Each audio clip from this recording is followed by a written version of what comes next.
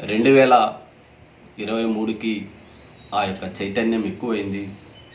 మిత్రులంతా కలిసి మళ్ళా ఎన్నికల బరిలో ఉందామంటే నా శక్తి లేకున్నా కూడా ఆ ఎన్నికల్లో నా శక్తి మేర పోటీ చేసి గెలుపొందాలనే ప్రయత్నం చేయడం జరిగింది. కానీ ఈ వామపక్ష పార్టీలు నాకు అండగా నిలబడి నన్ను ఆర్థికంగా దివాలా తీసే విధంగా వారి యొక్క సహాయం నాకు ఉపయోగపడింది. 10 నెలలు అవుతుంది ఎలక్షన్లు అయిపోయి. ఈ రోజు వరకు ఏ ఒక్కరూ నన్ను వచ్చి ఎలా జరిగింది అనేటువంటి కమ్యూనిస్టు నాయకులు లేరు, ఉపాధ్యాయ సంఘ నేతలు లేరు, విద్యార్థి సంఘ నేతలు లేరు, ట్రేడ్ యూనియన్ కార్మికులు లేరు.